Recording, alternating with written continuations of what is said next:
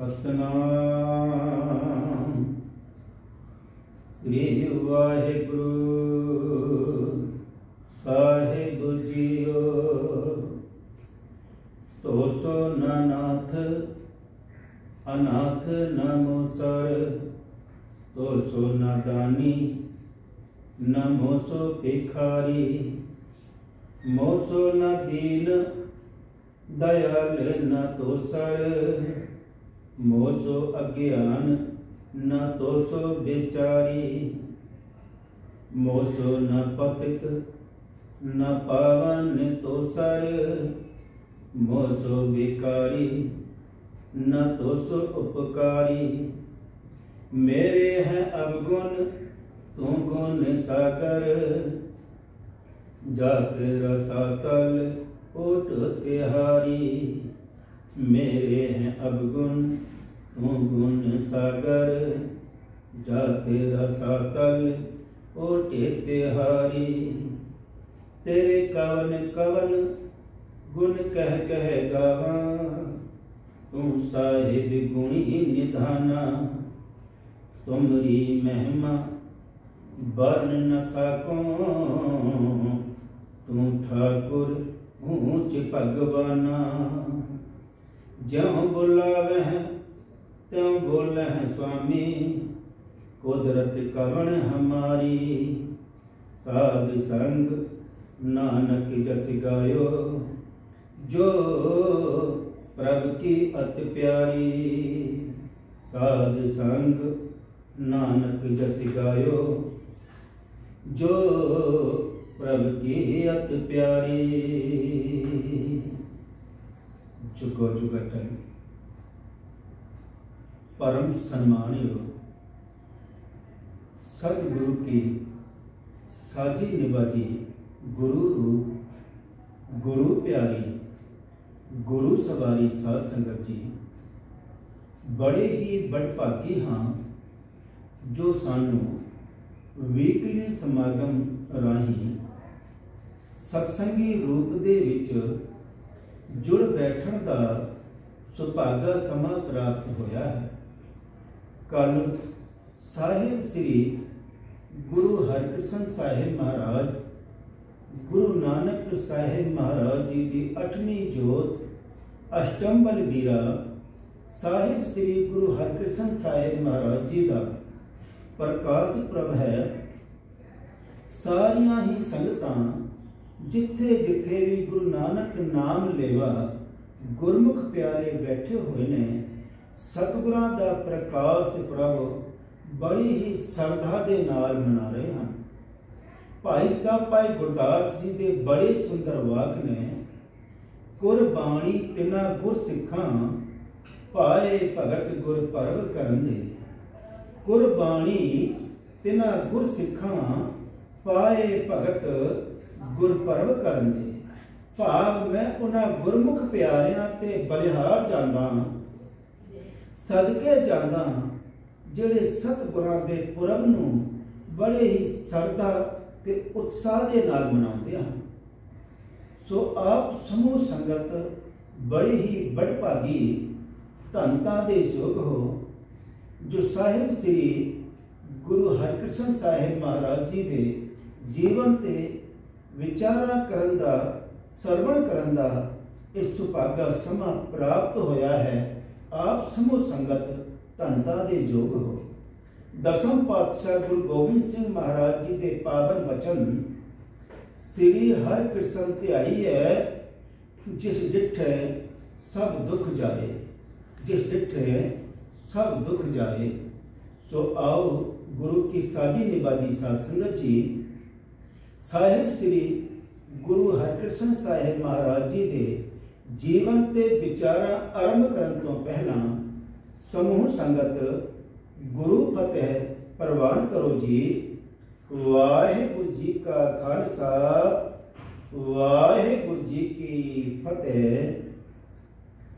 साहिब श्री गुरु हरकृष्ण साहिब महाराज जी का प्रकाश साहिब श्री गुरु हरराय साहिब महाराज जी के गृह विच माता जी माता कृष्ण कौर जी के कुखों ਕੀਰਤਪੁਰ ਸਾਹਿਬ ਜੀ ਦੀ ਪਾਵਨ ਧਰਤੀ ਤੇ 7 ਜੁਲਾਈ 1656 ਈਸਵੀ ਨੂੰ ਹੋਇਆ ਹੈ।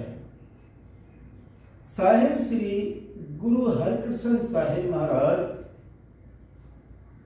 6 ਅਕਤੂਬਰ 1661 ਨੂੰ ਗੁਰੂ ਨਾਨਕ ਸਾਹਿਬ ਮਹਾਰਾਜ ਜੀ ਦੇ ਗੱਦੀ ਦੇ ਵਾਰਿਸ ਬਣਦੇ ਨੇ ਤੇ 30 ਮਾਰਚ 1664 ਨੂੰ ਸਾਹਿਬ ਸ੍ਰੀ ਗੁਰੂ ਹਰਕ੍ਰਿਸ਼ਨ ਸਾਹਿਬ ਮਹਾਰਾਜ ਜੋਤੀ ਜੋਤ ਸਮਾ ਜਾਂਦੇ ਹਨ।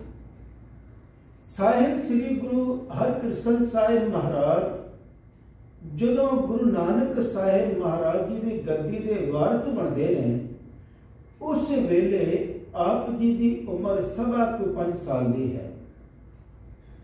8 ਸਾਲ ਦੀ ਸਾਰੀ ਆਯੂ ਹੈ। ਸੰਕਾਵਾਦੀਆਂ ਨੇ ਸੰਕੇ ਕੀਤੇ ਕਿ 5.25 ਸਾਲ ਦਾ ਬੱਚਾ ਸਿੱਖ ਕੌਮ ਦੀ ਅਗਵਾਈ ਕਿਵੇਂ ਕਰ ਸਕਦਾ ਹੈ। 5.25 ਸਾਲ ਦਾ ਬਾਲਕ ਗੁਰੂ ਕਿਵੇਂ ਬਣ ਸਕਦਾ ਹੈ। ਸੰਕਾਵਾਦੀਆਂ ਨੇ ਬੜੇ ਸੰਕੇ ਕੀਤੇ। ਅੱਜ ਵੀ ਐਸੇ ਸੰਕਾਵਾਦੀ ਹਨ ਜੋ ਸੰਕਾ ਕਰਦੇ ਨੇ ਕਿ ਗੁਰੂ ਹਰਕ੍ਰਿਸ਼ਨ ਸਾਹਿਬ ਮਹਾਰਾਜ ਜੀ ਦੀ 5.25 ਸਾਲ ਦੀ ਉਮਰ 8 ਸਾਲ ਸਾਰੀ ਉਮਰ ਹੋਈ ਹੈ। ਇੰਨੀ ਛੋਟੀ ਉਮਰ ਦੇ ਵਿੱਚ ਗੁਰੂ ਸਾਹਿਬ ਜੀ ਨੇ ਸਿੱਖ ਕੌਮ ਦੀ ਅਗਵਾਈ ਕਿਵੇਂ ਕੀਤੀ। ਆਓ ਸਾਧ ਸੰਗਤ ਜੀ ਥੋੜਾ ਜਿਹਾ ਪਿਛੋਕੜ ਵੱਲ ਧਿਆਨ ਮਾਰਨਾ ਪਏਗਾ। ਜਦੋਂ ਅਸੀਂ ਪੜ੍ਹਦੇ ਹਾਂ ਗੁਰੂ ਗ੍ਰੰਥ ਸਾਹਿਬ ਮਹਾਰਾਜ ਦੇ ਵਿੱਚ ਨਾਮ ਜਪੋ ਜੀ ਐਸੇ ਐਸੇ ਧਰੂ ਪ੍ਰਹਿਲਾਦ ਜਪਿਓ ਹਰ ਜੈਸੇ। ਨਾਮ ਜਪੋ ਜੀ ਐਸੇ ਐਸੇ ਧਰੂ ਪ੍ਰਹਿਲਾਦ ਜਪਿਓ ਹਰ ਜੈਸੇ। ਧਰੂ ਅਤੇ ਪ੍ਰਹਿਲਾਦ ਦਾ ਨਾਮ ਆਉਂਦਾ ਹੈ, ਜਿਨ੍ਹਾਂ ਦੀ ਅਵਸਥਾ ਬਹੁਤ ਛੋਟੀ ਹੈ। ਅਸਮਾਨ ਦੇ ਵਿੱਚ ਇੱਕ ਤਾਰਾ ਹੈ ਜੋ ਬਹੁਤ ਚਮਕਦਾ ਹੈ।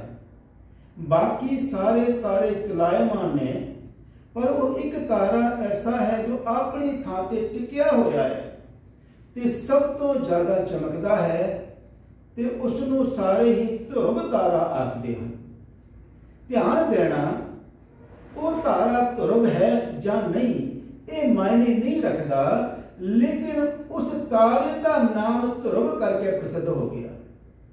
ਉਸ ਤਾਰੇ ਦਾ ਨਾਮ ਧਰੁਵ ਕਰਕੇ ਪ੍ਰਸਿੱਧ ਹੋਇਆ ਹੈ। ਧਰੁਵ ਪ੍ਰਹਿਲਾਦ ਬਾਰੇ ਭਾਈ ਸਾਹਿਬ ਭਾਈ ਗੁਰਦਾਸ ਜੀ ਲਿਖਦੇ ਨੇ ਕਿ ਜਦੋਂ ਧਰੁਵ ਜੀ ਆਪਣੇ ਪਿਤਾ ਜੀ ਦੇ ਕੋਲ ਪਹੁੰਚਦੇ ਹਨ, ਧਰੁਵ ਹੱਸਦਾ ਕਰ ਆਇਆ, ਧਰੁਵ ਹੱਸਦਾ ਕਰ ਆਇਆ, ਕਰ ਪਿਆਰ ਪਿਓ ਕੁਛੜ ਲੀਤਾ, ਬਾਹਾਂ ਪਕੜ ਉਠਾ ਲਿਆ, ਮਨ ਵਿੱਚ ਰੋਸ ਮਤ ਰਹੀ ਕੀਤਾ, ਢੰਡੋਲਕਾ ਮਾਂ ਪੁੱਛੈ ਤੂੰ ਸਾਬਣੀ ਹੈ ਕਿ ਸਰਿਤਾ, ਸਾਬਣੀ ਹਾਂ ਜਨਮ ਦੀ ਨਾਮ ਨਾ ਭਗਤੀ ਕਰਮ ਦ੍ਰਿੜੀਤਾ। ਜਦੋਂ ਪਿਤਾ ਜੀ ਦੇ ਗੋਦ ਵਿੱਚ ਜਾ ਕੇ ਬੈਠੇ ਨੇ ਧਰੁਵ ਜੀ ਤੇ ਮਤਰੇਈ ਮਾਂ ਨੇ ਹੱਥ ਪਕੜ ਕੇ ਖੜਾ ਕਰ ਦਿੱਤਾ ਤੇ ਆਖਿਆ, ਜੇਕਰ ਤੂੰ ਇਸ ਗੋਦ ਵਿੱਚ ਬੈਠਣਾ ਸੀ, ਜੇਕਰ ਇਸ ਸੰਗਾਸਨ ਤੇ ਬੈਠਣਾ ਸੀ ਤਾਂ ਤੈਨੂੰ ਮੇਰੇ ਕੁੱਖ ਤੋਂ ਜਨਮ ਲੈਣਾ ਚਾਹੀਦਾ ਸੀ। ਤੇ ਧਰੁਵ ਆਪਣੀ ਮਾਂ ਦੇ ਕੋਲ ਆਇਆ, ਮਾਂ ਨੂੰ ਆ ਕੇ ਪੁੱਛਦਾ, ਮਾਂ ਤੂੰ ਮੈਨੂੰ ਸੱਚ ਦੱਸ, ਢੰਡੋਲਕਾ ਮਾਂ ਪੁੱਛੇ ਤੂੰ ਸਾਬਣੀ ਹੈ ਕਿ ਸਰਿਤਾ, ਤੂੰ ਗੋਲੀ ਹੈ ਜਾਂ ਰਾਣੀ ਹੈ। ਮਾਂ ਅੱਗੇ ਜਵਾਬ ਦਿੰਦੀ ਹੈ, ਸਾਬਣੀ ਹਾਂ ਜਨਮ ਦੀ, ਨਾਮ ਨਾ ਭਗਤੀ ਕਰਮ ਦ੍ਰਿੜੀਤਾ। ਸ਼ਾਇਦ ਮੇਰੇ ਜੀਵਨ ਵਿੱਚ ਸਿਮਰਨ ਦੀ ਘਾਟ ਰਹਿ ਗਈ। ਤੇ ਧਰੁਵ ਜੀ ਆਖਦੇ ਨੇ, ਕਿਸ ਉਦਮ ਤੇ ਰਾਜ ਮਿਲੇ ਸਤਰ ਸਭ ਹੋਵਨ ਮੀਤਾ।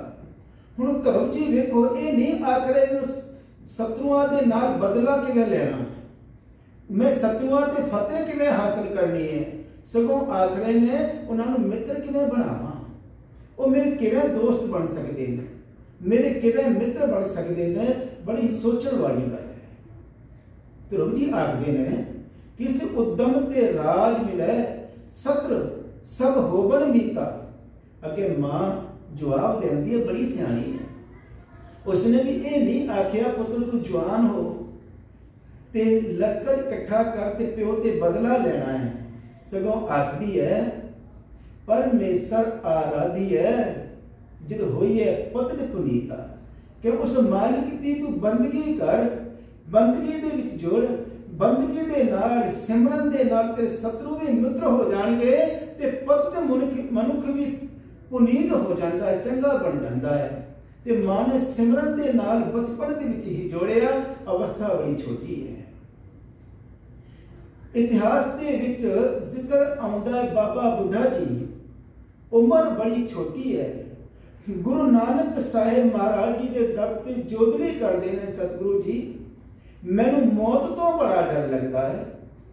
गुरु नानक साहिब महाराज आखन लगे अवस्था ते तुहाडी बड़ी छोटी है पर गल्लां बाबियां वर्गी करते हो, गल्लां तुसीं बाबियां वर्गी करते हो। ते नाम भी बाबा बुढ़ा जी रख दिता, जिन्होंने 6वें पातशाही तक गुरु का तिलक किया है। इतनी लंबी आयु हुई है बाबा बुढ़ा जी की। एक सिख साहिबी लंघदा जा रहा, रास्ते में एक दरखत के थले आराम किया है। उसके कोल 2 टके ने, भुख बड़ी लगी है, पर उसके कोल एक मुर्गा है ते एक गधा, एक खोता है। हुण सोचता है मैं 2 टके का की लैके आवां जो मैं भी रज जावां ते मेरे 2 साथी भी रज जान। उत्थे एक बच्चा खेल रहा है ते बच्चा पूछता है बाबा जी की सोचते पे हो? कहने पुत्र मैं सोच रहा मैंने भुख बड़ी लगी है पर मेरे को पैसे 2 ने, असीं तिन्ने किवें रज सकते हैं? बच्चे ने आखिया तुसीं बुजुर्ग हो गए हो पर गल्लां तुसीं नियाणियां वाली करदे हो। तुसीं 2 टके का अदबाना लियाओ, विचों तुसीं खाओ, जिहड़े बीज ने अपने मुर्गे नूं पा दो ते छिल्लड़ खोते नूं पाओ ते ले रज के अगे जाओ। कहते साहिब जी ने उस स्थान नूं सिजदा कीता कि इत्थे सियाणे वसदे हन, इत्थे सियाणे वसदे ने। बाबा शेख फरीद जी छोटी अवस्था दे विच ही सिमरन दे नाल जुड़े ने। भाई साहब भाई गुरदास जी लिखते ने कि हीरा आकार दे विच बहुत छोटा है, जैसे हीरा हाथ में तनक सो दिखाई देत, मोल किए दमकन ते भरत भंडार जी। हुण हीरा आकार विच बहुत छोटा है ते जदों जोहरी कोल लैके जाते हैं तो खजाने भंडारे भर जाते हैं। आकार भी तो बड़ा छोटा है ना। जैसे हीरा हाथ में तनक सो दिखाई देत, मोल किए दमकन ते भगत भरत भंडार जी। जैसे बर बांधे हुंडी लागत न भार किछ, जैसे बर बांधे हुंडी लागत न भार किछ, आगे जाए पायत लक्ष्मी अपार जी। जैसे बट बीज अति सूक्ष्म स्रोत होत, बोए में विविध करे बिरख बिथार जी। तैसे गुर बचन सचन गुर सिखन के, तैसे गुर बचन सचन गुर सिखन के, जानिए महात्म गए हरिद्वार जी। भाई साहब भाई गुरदास जी आखते ने जिवें हीरा आकार दे विच बड़ा छोटा है ते भंडारे भर देंदा है, बड़ा मुल है उसका। एक हुंडी, एक कागज का टुकड़ा, पुरातन समय दे विच जिहड़े बुजुर्ग बैठे ने उन्होंने पता है हुंडी की होंदी है। जिहड़े व्यापारियों कोल एक ऐसा कागज जिस ते रकम लिखी होंदी है, जां अजोके समय विच असीं कह सकते हैं चैक जां ड्राफ्ट। हुण उसका कोई भार नहीं है। जैसे बर बांधे हुंडी लागत ना भार किछ, आगे जाए पाइयत लक्ष्मी अपार दी। अगे बड़ी जिन्ना रकम लिखी है वो मिल जाती है, प्राप्त हो जाती है। बट का बीज है, दरखत का एक बीज है, बहुत सूक्ष्म है, बहुत छोटा है। जैसे बट बीज अति सूक्ष्म स्रोत होत, बहुत छोटा आकार है। जब धरती ते बीजते हैं तो कितना बड़ा दरख्त बन जाता है। जैसे बट बीज अति सूक्ष्म स्रोत होत, बोए में विविध करे बिरख बिथार जी। तैसे गुर बचन, कहते इसी तरीके दे नाल गुरु दे बचन ने ध्यान देना। गुरु घर दे विच पूजा शरीर करके नहीं जोत करके है। भिन्न भिन्न सब हूँ कर जाना, एक रूप किन्हू पहचाना। जोत ओहा जुगत साए सहकाया फेर पलटी है।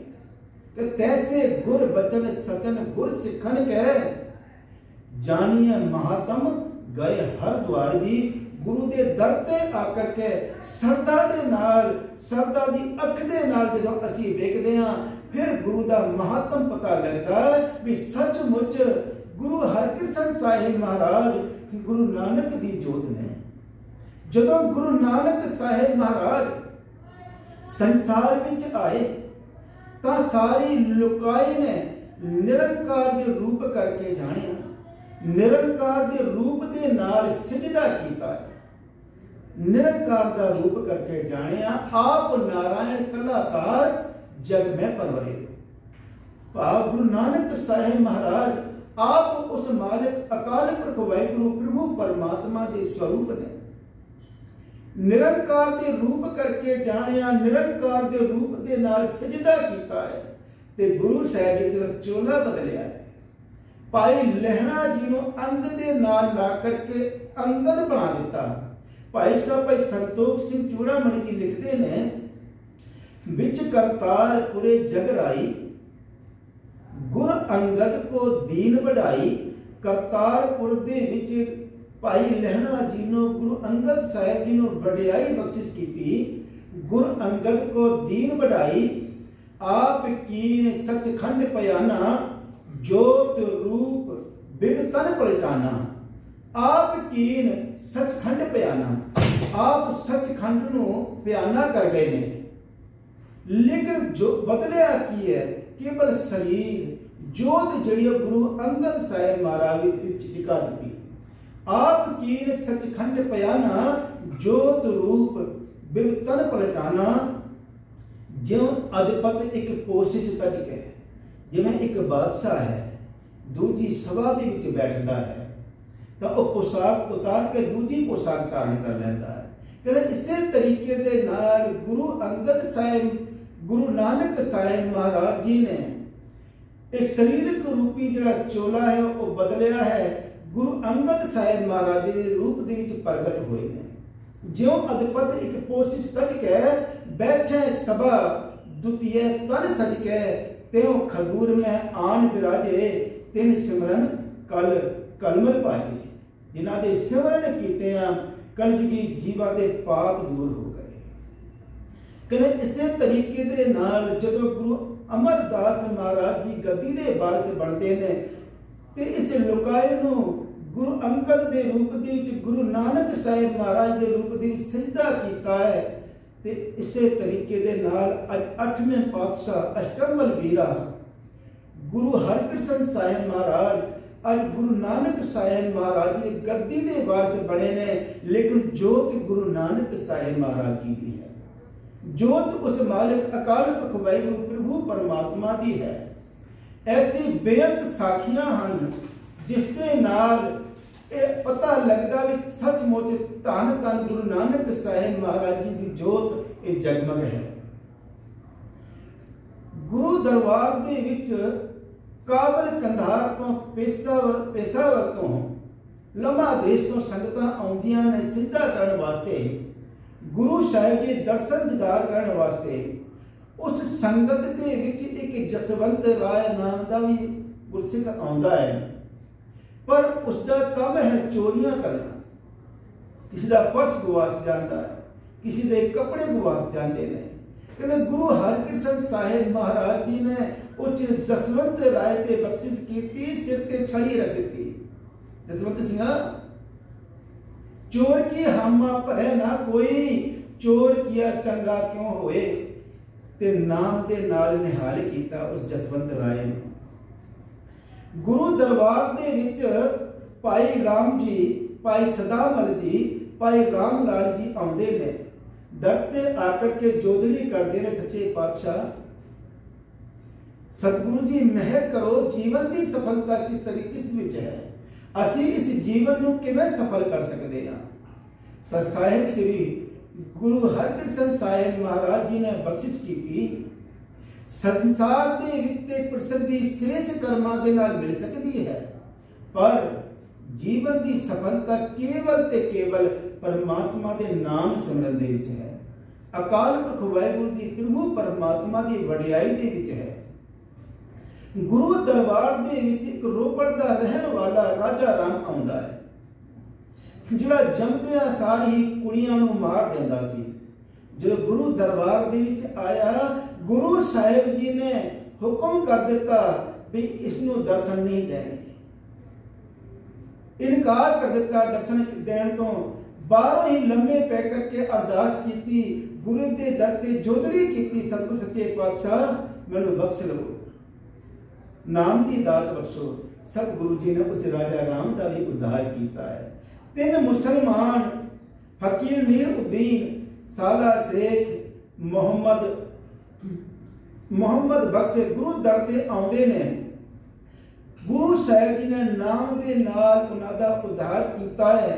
ਤੇ ਇਸ ਤਰ੍ਹਾਂ ਦੀ ਸਧਾਰਨ ਸਾਖੀਆਂ ਬੇਅੰਤ ਨੇ ਗੁਰੂ ਸਾਹਿਬ ਜੀ ਦੇ ਜੀਵਨ ਦੇ ਨਾਲ, ਜਿੱਥੋਂ ਪਤਾ ਲੱਗਦਾ ਵੀ ਸੱਚਮੁੱਚ ਗੁਰੂ ਹਰਕ੍ਰਿਸ਼ਨ ਸਾਹਿਬ ਮਹਾਰਾਜ ਬੇਸ਼ੱਕ ਸਰੀਰਕ ਉਮਰ ਕਰਕੇ ਸਰੀਰਕ ਪੱਖੋਂ ਵੇਖੀਏ ਤਾਂ ਛੋਟੇ ਨੇ, ਲੇਕਿਨ ਜੋਤ ਗੁਰੂ ਨਾਨਕ ਸਾਹਿਬ ਮਹਾਰਾਜ ਸਤਿਗੁਰੂ ਸੱਚੇ ਪਾਤਸ਼ਾਹ ਜੀ ਹੈ।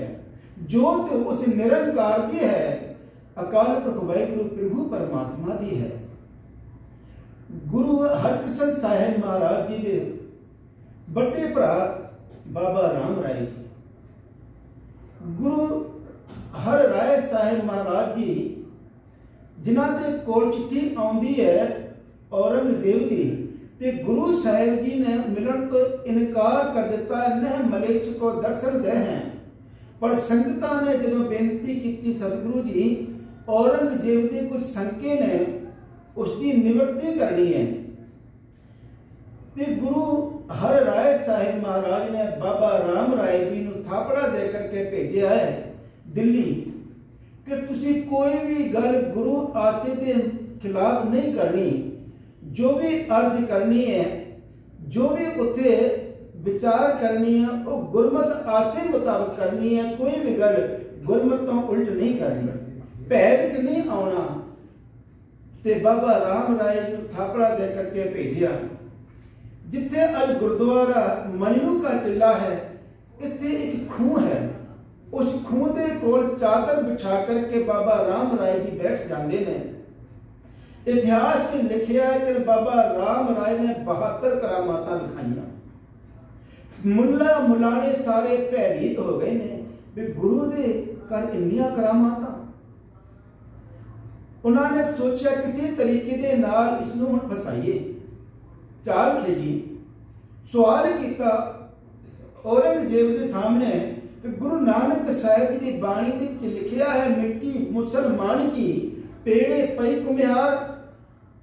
ਉੱਥੇ ਬਾਬਾ ਰਾਮ ਰਾਏ ਜੀ ਥੋੜੇ ਥਿੜਕ ਗਏ, ਕਹਿਣ ਲੱਗੇ ਨਹੀਂ, ਬਾਣੀ ਤੇ ਹੈ ਮਿੱਟੀ ਬੇਈਮਾਨ ਕੀ ਪੇੜੇ ਪਈ ਕੁਮਿਹਾਰ। ਕਹਿੰਦੇ ਲਿਖਾਰੀ ਕੋਲੋਂ ਥੋੜੀ ਉਕਾਈ ਹੋ ਗਈ ਹੈ ਤਾਂ ਕੋਲਾ ਦਿੱਤੀ। ਔਰੰਗਜ਼ੇਬ ਬੜਾ ਖੁਸ਼ ਹੋਇਆ ਹੈ, ਲੇਕਿਨ ਜਦੋਂ ਸਤਿਗੁਰੂ ਜੀ ਨੂੰ ਪਤਾ ਲੱਗਿਆ ਤੇ ਆਖ ਦਿੱਤਾ ਵੀ ਜਿੱਧਰ ਨੂੰ ਮੂੰਹ ਹੈ ਉਸੇ ਪਾਸੇ ਚਲਾ ਜਾਏ, ਜਿੱਧਰ ਨੂੰ ਮੂੰਹ ਹੈ ਉਸੇ ਪਾਸੇ ਚਲਾ ਜਾਏ। ਤੇ ਬਾਬਾ ਰਾਮ ਰਾਏ ਨੂੰ ਕਿਹਾ ਵੀ ਇਸ ਨੂੰ ਗੁਰੂ ਘਰ ਦੇ ਵਿੱਚ ਕੋਈ ਥਾਂ ਨਹੀਂ। ਇਸਨੇ ਸਿਧਾਂਤ ਦੇ ਉਲਟ ਗੱਲ ਕੀਤੀ ਹੈ। ਦੂਣ ਦਾ ਇਲਾਕਾ ਦਿੱਤਾ ਔਰੰਗਜ਼ੇਬ ਨੇ, ਖੁਸ਼ ਹੋ ਕਰਕੇ ਉਸ ਨੂੰ ਇਨਾਮ ਦੇ ਵਿੱਚ, ਜਿਸ ਦਾ ਨਾਮ ਦੂਣ ਹੈ। ਜਦੋਂ ਬਾਬਾ ਰਾਮ ਰਾਏ ਜੀ ਨੇ ਆਪਣਾ ਦੇਹਰਾ ਬਣਾਇਆ, ਉਸ ਤੋਂ ਬਾਅਦ ਇਸ ਇਲਾਕੇ ਦਾ ਨਾਮ ਹੋ ਗਿਆ ਦੇਹਰਾਦੂਨ। ਤੇ ਉਸ ਔਰੰਗਜ਼ੇਬ ਦੀ ਚਿੱਠੀ ਗੁਰੂ ਹਰਕ੍ਰਿਸ਼ਨ ਸਾਹਿਬ ਮਹਾਰਾਜ ਜੀ ਕੋਲ ਆਉਂਦੀ ਹੈ ਵੀ ਤੁਹਾਡੇ ਨਾਲ ਕੁਝ ਵਿਚਾਰਾਂ ਕਰਨੀਆਂ ਹਨ। ਤੇ ਗੁਰੂ ਹਰਕ੍ਰਿਸ਼ਨ ਸਾਹਿਬ ਮਹਾਰਾਜ ਜੀ ਨੇ ਇਨਕਾਰ ਕਰ ਦਿੱਤਾ। ਗੁਰੂ ਪਿਤਾ ਦਾ ਹੁਕਮ ਹੈ, ਨਹ ਮਲੇਛ ਕੋ ਦਰਸ਼ਨ ਦੇ ਹੈ, ਦਰਸ਼ਨ ਦੇਣ ਤੇ ਇਨਕਾਰ ਕਰ ਦਿੱਤੇ। ਫਿਰ ਉਸਨੇ ਬਿਉਂਤ ਵਰਤਾਈ। ਬਾਬਾ ਰਾਮ ਰਾਏ ਨੇ ਹੋਰ ਭੜਕਾਇਆ कि मेरे कोल ते बहुत घट करामातां ने, लेकिन गुरु नानक की गद्दी ते मेरा छोटा भरा गुरु हरकृष्ण साहिब जी बैठे हुए ने, वो सर्व कला संपूर्ण हैं, बड़िया करामातां ने। कि मैं उन्होंने अजमत देखना चाहता हाँ। ते दिल्ली का राजा जय सिंह दे नाल विचार करदा राजा जय सिंह चिट्ठी लिखते हैं, तो उसके विच बेनती है मैं भी दर्शन करना चाहता हाँ, तो सतगुरु जी दिल्ली की संगतां नूं आकर के आप जी दर्शन दिओ।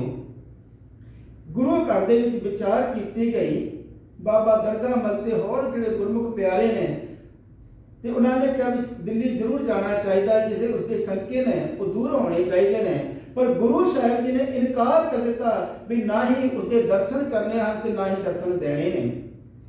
संगत के हुक्म मुताबिक गुरु साहिब जी दिल्ली वाल चल पे। गुरु साहिब जी ने कहा दिल्ली जरूर जाना है, तो गुरु साहिब जी जदों दिल्ली वाल चले ने, बहुत सारिया संगत आईया ने हुम हुमा करके, 2200 घोड़सवार नाल ने। माता जी माता कृष्ण कौर जी भी एक रथ में बैठे हुए हैं, ते गुरु हरकृष्ण साहिब महाराज एक पालकी विच ने। ब्राह्मणा ने चाल खेड़ी, ते गुरु साहिब जी दे पालकी दे अगे गुरु साहिब जी दे पालकी दे अगे कोड़ी नूं लिटा दिता। गुरु साहिब जी ने देखा रोण की आवाज किसकी आ रही है,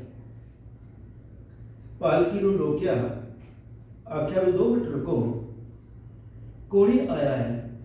आ करके गुरु के दर ते जोदड़ी की, गुरु चरणा विच बेनती की, सतगुरु जी रहमत करो, मेरा एक कोड़ का रोग है उसनूं कट दो। ते साध संगत जी ध्यान देना, सब तो बड़ा दवाखाना गुरु घर दे विच है। गुरु हर राय साहिब महाराज के दर ते जिहड़ा दारा सिखो ठीक होया है, जो दवाइयां किते होर नहीं मिलती वो गुरु घर दे विच ने। ते गुरु हरकृष्ण साहिब महाराज जी के नाल वो दवाखाना भी नाल है, कुछ दवाइयां दित्ती ते नाल अपना रुमाल दिता भी इसके नाल जख्म नूं साफ करो ते मालिक दा सिमरन करो, वाहिगुरू दा सिमरन करो, तुहाडे सारे दुख रोग कटे जाणगे। कहंदे वो दुख जिहड़ा ऐसी बख्शिश गुरु पिता दी, सतगुरु दी, सतगुरां दे बख्शिश दे नाल वो जिहड़ा कोड़ी दा कोड़ ठीक होया है, निरोगा हो गया है। गुरु साहिब दा जस कोने कोने विच फैल गया है। जदों गुरु साहिब जी पंजोखरे पहुंचते हैं तो उत्थे एक हंकार की वृत्ति वाला पंडित लाल चंद वेखदा भी इत्थे बड़ा उत्साह, बड़ी भीड़ है, कौन आए ने?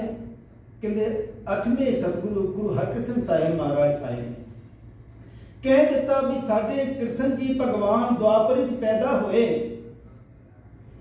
ते उन्हां दे कोल इन्नी रहमत सी, उन्होंने गीता उच्चारण की है, इन्होंने नाम एडा बड़ा रख लिया ते गीता के अर्थ ही करवा दिया। हुण ध्यान देना, जिहड़े हंकारी मनुख ने कई बारी मूर्खा तो भी हार खा जाते हैं। भाई साहब भाई गुरदास ने एक बड़ी सोहनी गाथा लिखी है। कहते एक दिन एक राज दरबार में एक हंकारी पंडित आ गया, उसके कोल बड़े बड़े बड़े शास्त्र ने, शास्त्रां दा ज्ञाता है। हुण सारे जिन्ने पंडित ने उस इलाके के बड़े हैरान, बड़े भयभीत ने भी इसके कोलों जित पाना बहुत मुश्किल है। उत्थे कहते कि जिहड़ा गंगू तेली रहिंदा है, जिसकी एक अख भी नहीं है, काना है, ब्योंत बरताई गई ते उस तेली नूं पंडित के कपड़े पवा करके बिठा दिता। उस पैरों की जुत्ती सी जिहड़ी चुभ रही सी, उसने वो जुत्तियां नवीं सकियों कदे पाई नहीं ते कपड़े विच लपेट करके कख विच रख लईआं। ते पंडित नाल गल कीती, पहले सारियां दे नाल विचार वटांदरा होवेगी ते शुरू कीती कथा। पंडित ने एक उंगल खड़ी की ते उसने सोचा गंगे ने भी शायद ये आखिर तेरी एक अख है, इनू भी मैं भन देंगा, फोड़ देंगा। उसने 2 खड़ी कर दी भी तू मेरी एक फोड़ेगा, मैं तेरी दोवें ही भन देंगा। कहते फिर उसने 5 उंगलां खड़ी की, उन्हें सोचा भी शायद आखिर तू मैं एक थप्पड़ मारेगा। तो उसने अगों जड़ा मुट्ठी बंद करके विखा दी, मैं तेन जड़ा घुसंड मारूंगा। गोष्ठ गांगे तेलिए पंडित नाल होवे जग देखे,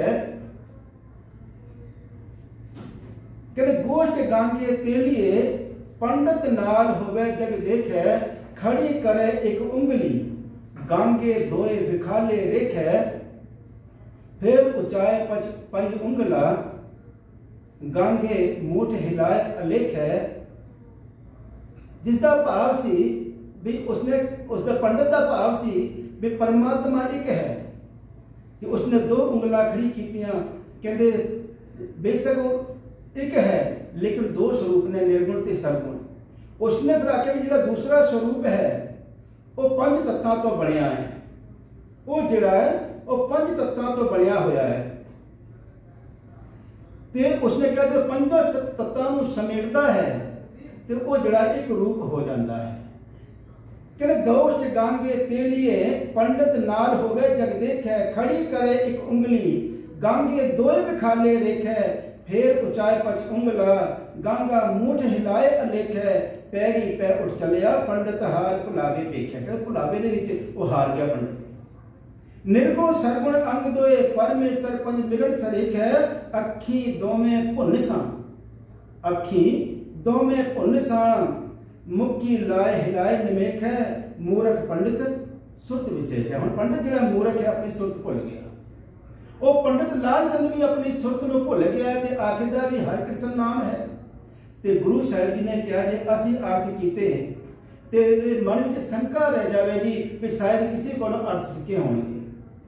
जब किसी ने बुला के लिया, हुण कुछ विद्वाना ने लिखिया भी जिहड़े झिवर है जिसनों वो लेके आया है लाल चंद, जिसनों बुला के लिया है कि बड़ा बड़ा विद्वान सी छगी झूर, पर ध्यान देना भी उसकी मत मारी गई सी विद्वान लेके आवेगा। वो अपने पिंड नूं उस बंदे नूं लेके आउंदा जिहड़ा बिल्कुल सीधा जिहड़ा लोकां नूं घर घर जाके पानी पिलाउंदा है, पानी की सेवा करता है, छगी झूर नूं लिआउंदा है। गुरु साहिब जी ने बख्शिश की उस साधारण मनुख ते गीता के अर्थ करवा दिते, छगी झूर दे कोलों अर्थ करवा दिते। पंडित लाल चंद ने उसी वेले जनेऊ उतारी ते गुरु कोलों चरणामृत लेकर के अमृत छक करके सिंह सकिया है। गुरु साहिब जी ने उस पंडित लाल चंद नूं उस इलाके का प्रचारक थापिया, छगी झूर नूं प्रचारक थापिया। अज भी गुरुद्वारा पंजोखरा साहिब सुशोभित है जिथे गुरु साहिब जी ने गीता के अर्थ एक साधारण मनुख कोल कराए। जदों गुरु साहिब जी दिल्ली पहुंचते हैं तो राजा जय सिंह के बंगले में उतारा होता है, जिथे बंगला से गुरु साहिब जिथे निवास करते हैं उसनों कोई बंगला साहिब नहीं आखदा सी, लेकिन जदों मेरे सतगुरां दे मालिक दे चरण पए अब सारी दुनिया बंगला साहिब करके आख गई है। उत्थे भी शंकावादियों ने शंके की, ब्राह्मणा की चाल सी, रानी नूं भड़काया भी तुहाडे घर दे विच कोई संतान नहीं है, इन्हां दे कोलों दात मंग लवो, तुहाडे घर विच ही संतान आ जावेगी। दूसरा क्या भी तुसीं इन्हां दी अजमत वेखणी है ना ते गोलियां दा रूप बन करके बैठ जाओ। ते जिहड़ी गोलियां सन उन्हां नूं राणी दी पोशाक पवाई गई, होर आंढ गुआंढ तो उच्चे घराणी दी जिहड़ी बीबियां ने उन्हां नूं बुला के उत्थे बिठाया, आप गोली दे कपड़े पा करके बैठ गई। गुरु हरकृष्ण साहिब महाराज छड़ी लेकर के एक एक दे सिर ते बख्शिश करते हैं, ये भी रानी नहीं, ये भी पटरानी नहीं। तो उस गोली के गोद में जाके बैठते हैं कि नाल ही बचन करते हैं जे नाम नहीं जपिया सिमरन नहीं किया तो गोलियां दे विच ही बैठना पएगा, क्योंकि मेरा मालिक बड़ा बख्शंद है, पेखारी ते राज करावे राजा ते पेखारी। अज तुहानूं ये गोलियां सलामा पे करदियां ने, अज तुहानूं सिजदे करदियां ने, इस सिमरन नहीं किया तो गोलियां दे विच ही बैठना पएगा। ते बीबी ने बड़े श्रद्धा के नाल गुरु साहिब जी चरण फड़ लए। राजा जय सिंह ने चरण फड़ लए, सतगुरु जी सानू बख्श लो, सानू भी नाम की दात बख्शिश करो। एक होर दात मंगी, साडे घर संतान नहीं, आप जी रहमत करो। राजस्थान राजा मान सिंह का इत्थे बंगला है, उत्थे कुर्सी नामा पिया है, उसके विच राजा जय सिंह दे जिहड़ा है उसकी संतानां दा भी जिक्र है।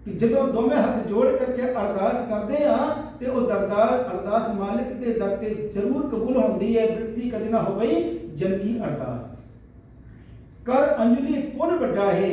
दोवें हथ जोड़ करके अरदास करना एक बहुत बड़ा पुण्य है। ते अरदास की है बाबा मक्खन शाह लुबाना ने बेड़ा पार लंघिया है। आके वेख्या ते उत्थे ते 12 होर बैठे हुए ने गुरु बन करके। कोई आखिया मैं गुरु नानक हाँ, मेरे अंदर गुरु नानक की जोत है। कोई आखिया मैं प्रत्यक्ष परमात्मा अकाल पुरख हाँ। चेलियां दे राही प्रचार किया जा रहा है, सिरे का झूठ बोलिया जा रहा है।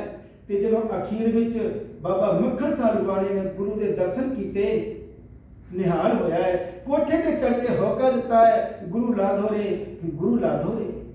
ऐसी आवाज, ऐसा दर्द ते गुरु की जिहड़ी संगतां ने उस पासे हुमुमा के आईयां। ते कि ये आवाज पहली बार दी गई? उन्होंने चेले आवाज दे रहे सन, पर जे कोई घाट सी तां सच दी, क्योंकि गुरु साहब जी ने सच दे नाल जोड़िया है। और इतिहास में यह भी लिखा है कि गुरु साहब जी के दर ते जिहड़ा औरंगजेब है आया एक दिन गुरु साहब की अजमत वेखण वास्ते कि गुरु साहब ने जाके के वेखा किन्नियां करामातां दे मालिक ने। ते गुरु साहब जी ने कहते दरवाजा जिहड़ा बंद कर लिया, कहते दरवाजा बंद कर दिता। सवाल जवाब दे विच दरगाह मिल पिया। कहते उसके नाल जिहड़ा सवाल जवाब दरगाह मल ने कीता है। अद्धी घड़ी औरंगजेब दरवाजे ते खड़ा रहा, अद्धी घड़ी कहते वो खड़ा रहा है। ते उसके गुरु साहब जी ने कहा कि इसनूं गुरु का जिहड़ा शब्द है वह सुनाया है, क्या खादा क्या पैदा होए जामन ना ही सच्चा सोए। ते ये सब उस औरंगजेब वास्ते नहीं साडे वास्ते भी है कि असीं सिमरन दे नाल जुड़ीए। क्या खादा क्या पैदा होए जामन ना ही सच्चा सोए। क्या मेवा क्या घ्यो मिठा, क्या मैदा क्या मांस, क्या कपड़ क्या सेज सुखाली, की जय भोग विलास, क्या लश्कर क्या नेव खवासी, क्या लश्कर क्या नेव खवासी, आवे महली वास, नानक सच्चे नाम बिन सभे ढोल विनाश। कहते ये शब्द जिहड़ा है गुरु साहब जी ने क्या लिख के दिता है कि सब कोई, क्योंकि उस तबीयत पर बड़ा विश्वास करते हैं जिसदे विच एक पर्ची लिखी होती है, कलाम लिखा होता है, उन्होंने कलाम ही कहा जाए। तो गुरु साहब जी ने कहा कि नाम सिमरन नहीं किया तो सारा जीवन जिहड़ा धिक्कार है। क्योंकि साहब जी के पावन वचन ने मिल मेरे गोबिंद अपना नाम देहो, नाम बिना त्रग त्रग असने हो। नाम तो बगैर गुरु के नाल जिहड़ा प्यार है ना वो धिक्कार है। मिल मेरे गोबिंद अरदास करया करो, मिल मेरे गोबिंद अपना नाम देहो, नाम बिना त्रग त्रग असने हो। नाम बिना जो पहरे खाए जो कुकर जूठन में पाए। कि नाम तो बगैर जो कुछ भी असी करते हैं, जो कुछ भी खाते हैं, वो इस तरह जिवें कुत्ते में झूठ पा देती है। सो गुरु साहब जी ने सानू नाम दे नाल जोड़िया है। ते नाम दे नाल गुरु साहब की बंदगी करके असी सारे ही अपने जीवन को सफला करिए। गुरु की साजी निभाती साध संगत जी फिर ध्यान देना। अठम पातशाह अष्टम बलबीरा साहिब श्री गुरु हरकृष्ण साहिब महाराज गुरु नानक दी जोत ने। और जदों असी अरदास करते हैं श्री हरकृष्ण ध्याई है जे जिथे सब दुख जाए, तो ये 10 गुरुआं दे दर ते अरदास है। पहला अरदास दे विच लिखिया है गुरु नानक प्रथम भगवती सिमर के गुरु नानक लई ते आए, फिर अंगद गुर ते अमरदास रामदास हुई सहाय। तो ये ध्याए शब्द सहाय शब्द ये 10 गुरुआं वास्ते है। अर्जन हर गोबिंद नो सिमरो श्री हर राय, श्री हरकृष्ण ध्याई है जिस जिथे सब दुख जाए, तेग बहादुर सिमरे घर नौ निध आवे ताए। सो ऐसा नहीं जिवें बाकी धर्मां दे विच वख-वख रूप दे विच ने, जे पैसा चाहिए तो लक्ष्मी की पूजा, ताकत चाहिए तो हनुमान जी। सिख धर्म के विच गुरु साहब जी सानू निरंकार दे नाल जोड़िया है, शब्द के नाल जोड़िया है। सो 10 गुरु ही इको जोत दे विच ने, अकाल पुरख वाहिगुरू दे स्वरूप ने। सो ऐसे दीन दयाल सतगुरु जी जिन्हां दे लई साहिब श्री गुरु हरकृष्ण साहिब महाराज जी दे दसम पिता गुरु गोबिंद सिंह महाराज जी दे पावन वचन ने श्री हरकृष्ण ध्याई है जे जिथे सब दुख जाए। भाव श्रद्धा करके जे अंतर आत्मे दर्शन करिए, जे किसी भी गुरु का असीं नाम लेंदे हां ते गुरु सारे दर्शन कीते हां, अंतर आत्मे सारे जिहड़े जिन्ने भी दुख ने वो दूर हो जाते हैं। भाव सुखां की प्राप्ति हो जाती है। ये जीव ये मनुख आत्मक तौर पर सुखी हो जाता ਜਾਂਦਾ ਹੈ, ਲੋਕ ਸੁਖੀਏ ਪਰ ਲੋਕ ਸੁਹੇਲੇ ਹੋ ਜਾਂਦੇ ਹਨ। ਸੋ ਸਾਧ ਸੰਗਤ ਜੀ, ਸਤਿਗੁਰਾਂ ਦੀ ਜਿਹੜੀ ਉਪਮਾ ਹੈ ਉਹ ਬੇਅੰਤ ਹੈ, ਬਹੁਤ ਉਪਮਾ ਥੋਰ ਕਹੀ। ਆਓ ਸਾਧ ਸੰਗਤ ਜੀ ਸਾਰੇ ਹੀ ਉਚਾਰਨ ਕਰੋ, ਸ੍ਰੀ ਹਰਿ ਕ੍ਰਿਸ਼ਨ ਧਿਆਈ ਹੈ ਜੀ ਜਿੱਥੇ ਸਭ ਦੁੱਖ ਜਾਏ। ਦਿਲੋਂ ਅਰਦਾਸ ਕਰੀਏ, ਇਹ ਸਤਿਗੁਰੂ ਜੀ ਰਹਿਮਤ ਕਰੋ, ਸਾਨੂੰ ਸਮੂਹ ਸੰਗਤਾਂ ਨੂੰ ਨਾਮ ਦੀ ਦਾਤ ਬਖਸ਼ਿਸ਼ ਕਰੋ, ਤਾਂ ਕਿ ਅਸੀਂ ਸਾਰੇ ਵੀ ਆਪ ਜੀ ਦੀ ਬੰਦਗੀ ਕਰਕੇ, ਸਿਮਰਨ ਕਰਕੇ ਆਪਣਾ ਜੀਵਨ ਸਫਲਾ ਕਰ ਸਕੀਏ। ਸੋ ਸਤਿਗੁਰ ਸੱਚੇ ਪਾਤਸ਼ਾਹ ਗੁਰੂ ਗਰੀਬ ਨਿਵਾਜ ਜੀ ਮਿਹਰ ਕਰਨ, ਸਾਰੀ ਸੰਗਤਾਂ ਨੂੰ ਖੁਸ਼ੀਆਂ ਬਖਸ਼ਣ, ਨਾਮ ਦੀ ਦਾਤ ਬਖਸ਼ਣ, ਗੁਰਸਿੱਖੀ ਜੀਵਨ ਬਖਸ਼ਣ, ਤਾਂ ਕਿ ਅਸੀਂ ਸਾਰੇ ਅਕਾਲ ਪੁਰਖ ਵਾਹਿਗੁਰੂ ਪ੍ਰਭੂ ਪਰਮਾਤਮਾ ਦੀ ਬੰਦਗੀ ਕਰਕੇ ਆਪਣਾ ਜੀਵਨ ਸਫਲਾ ਕਰ ਸਕੀਏ। ਭੁੱਲਾਂ ਚੁੱਕਾਂ ਦੀ ਖਿਮਾ, ਅੰਤ ਵਿੱਚ ਲਾਓ ਫਤਿਹ। ਵਾਹਿਗੁਰੂ ਜੀ ਕਾ ਖਾਲਸਾ, ਵਾਹਿਗੁਰੂ ਜੀ ਕੀ ਫਤਿਹ।